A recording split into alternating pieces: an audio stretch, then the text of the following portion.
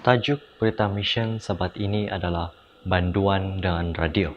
Kisah Ana dan Paula dari negara Portugal. Seseorang memberikan radio kecil kepada Paula di penjara di Portugal. Radio adalah satu-satunya benda yang Paula, seorang saintis yang berpendidikan tinggi, miliki untuk mengalih perhatiannya. Dia mula mencari stesen radio. Walau bagaimanapun, satu-satunya stesen yang radio itu tangkap adalah radio Seventh-day Adventist. Paula terpaksa berdiri di tempat tertentu di tepi tingkap untuk menangkap siaran stesen itu. Dia mula mendengar program Adventist. Pada suatu hari, seorang di radio menawarkan naskah percuma The Great Controversy karya Ellen White. Paulo meminta buku itu dan menerimanya melalui pos. Selepas beberapa ketika, Paulo telah dipindahkan ke penjara lain. Tetapi dia tidak gembira kerana itu bukan tempat yang dia harapkan dia akan dihantar. Penjara baru itu, bagaimanapun, lebih dekat dengan stesen radio Adventist. Radionya boleh menangkap siaran program itu dengan lebih baik. Paula menghantar surat panjang kepada pengarah stesen radio itu. Dia menulis tentang mengapa dia berada di penjara. Dia memberitahu tentang bagaimana dia mula mendengar stesen radio itu. Hidup saya sedang diubah oleh apa yang saya dengar setiap hari, tulisnya. Pengarah stesen radio itu kagum kerana Paulo terdapat mendengar siaran radio dari penjara pertamanya. Pengarah itu tinggal berhampiran dengan penjara itu, tetapi tidak pernah dapat menangkap gelombang radio itu. Apabila wabak COVID-19 bermula, stesen radio itu menambahkan servis kebaktian sabat pada programnya. Paulo mula mendengar khutbah.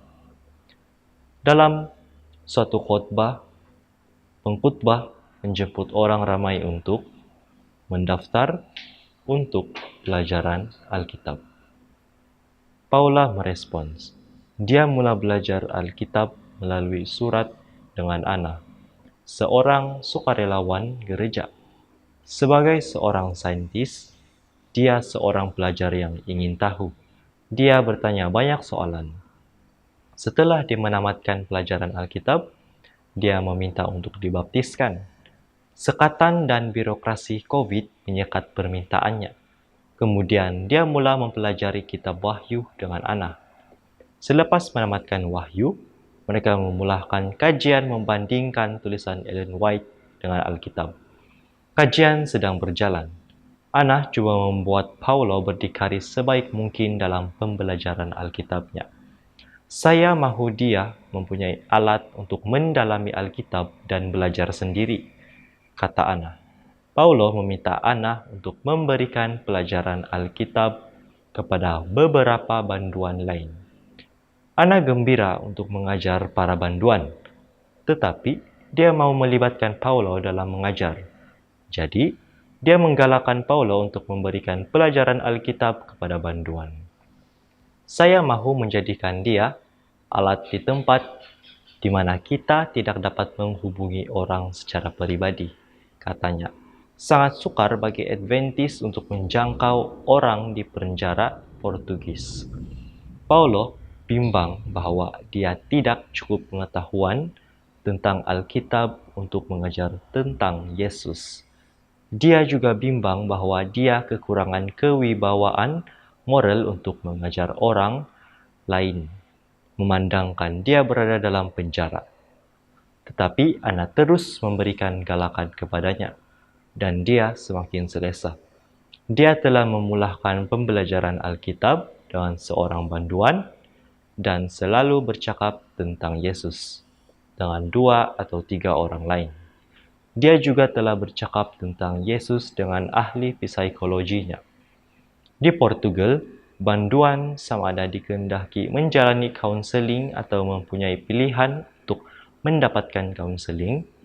Pakar psikologi Paulo adalah seorang ateis. Paulo telah memberitahu ahli psikologi itu tentang Yesus. Ahli psikologi itu mempersoalkan kepercayaannya. Bagaimana Anda sebagai seorang sains boleh mempercayai sesuatu yang tidak dapat dibuktikan oleh sains? Pakar psikologi itu berkata, semua yang Anda percayai itu adalah kisah dongeng. Sesi kaunseling telah bertukar menjadi perbualan tentang man. Paulo berasa seperti Roh Kudus membimbingnya. Dia telah mengatakan perkara yang dia telah pelajari, tetapi dia tidak bercadang untuk mengatakan. Hanya terlintas di pikirannya. Pada satu sesi, dia mencabar ahli psikologi untuk membaca The Great Controversy. Ahli psikologi itu bersetuju. Paulo memberikan bukunya. Ahli psikologi itu membacanya. Paulo telah menulis kepada Anna bahwa kehidupan dalam penjara tidak mudah. Dia mahu mengubah dietnya dan dibaptiskan, tetapi sekatan penjara merumitkan keadaan.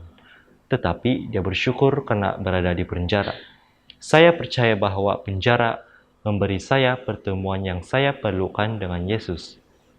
Tulisnya, mengimbas kembali, saya dapat melihat bahwa semua yang telah berlaku adalah pimpinan Tuhan untuk mengubah hidup saya.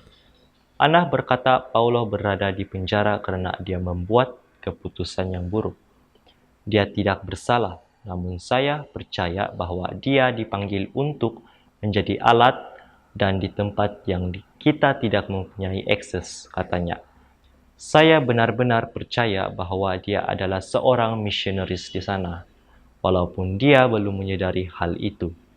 Pendidikan, termasuk pelajaran Alkitab kepada tahanan, adalah utama gereja Seventh-day Adventist mengongsikan berita baik tentang kedatangan Yesus tidak lama lagi di Portugal.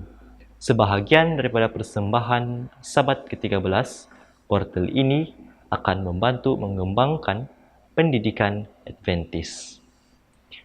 Dengan membuka sekolah rendah di Setúbal, Portugal. Terima kasih kerana merancang persembahan yang murah hati.